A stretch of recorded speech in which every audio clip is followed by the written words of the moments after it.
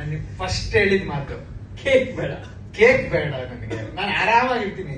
Usually birthday ಎಲ್ಲರೂ phone ಮಾಡ್ತಾರೆ happy birthday ಅಂತ. ಬಟ್ ನನ್ ಬರ್ತಡೇ ಅಂದ್ರೆ ನಾನು ಎಲ್ಲರಿಗೂ ಫೋನ್ ಮಾಡ್ತೀನಿ, ನಾಳೆ ನನ್ನ ಬರ್ತಡೇ ಇದೆ, ಕ್ರಿಕೆಟ್ ಟೂರ್ನಮೆಂಟ್ ಇದೆ ನೈಟ್, ಎಲ್ರು ಬನ್ನಿ ಅಂತ ನಾನೇ ಫೋನ್ ಮಾಡಿದ್ದೀನಿ. ಸೌಂದರ್ಯ ಇದೊಂದು ಫಸ್ಟ್ ಕಂಪ್ಲೇಂಟ್. ಅದು ಗೊತ್ತಾಯ್ತು ನಂಗೆ. ಆಲ್ರೆಡಿ ತುಂಬಾ ಜನ ಹೇಳಿದ್ರು ಟೀಮ್ ಅಲ್ಲಿ ರಾತ್ರಿ ಕ್ರಿಕೆಟ್ ಇದೆ, ಅದಾದ್ಮೇಲೆ ಬರ್ಡೇ ಇದೆ.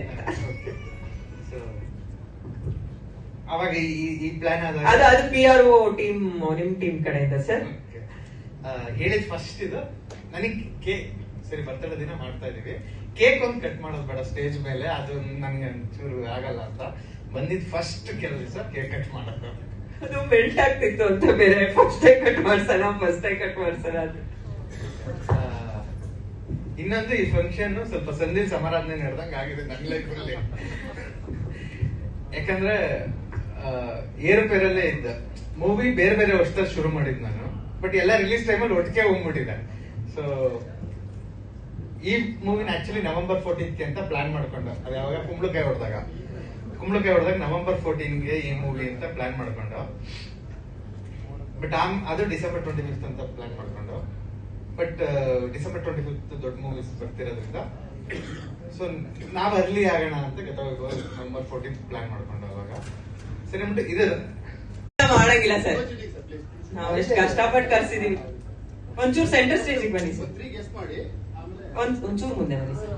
ಅಷ್ಟೇ ಮೇಲ ಫೀಮೇಲ ಅದೆಲ್ಲ ಹೇಳಲ್ಲ, ನೋಡಂಗಿಲ್ಲ. ಯಾರಿರ್ಬೋದು ಸರ್?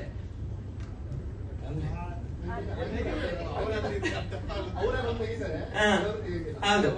ನಾನು ಏನ್ ಪ್ರಶ್ನೆ, ಒಂದ್ ನಿಮಿಷ ಆಯ್ತು, ನೀವ್ ಹೇಳ್ಬೇಡಿ. ನಾನ್ ಕೇಳೋ ಕ್ವಶನ್ ಮಾಡ್ತೀನಿ. ನಾನ್ ಜೊತೆ ವರ್ಕ್ ಮಾಡಿರೋರು ಒಬ್ರು.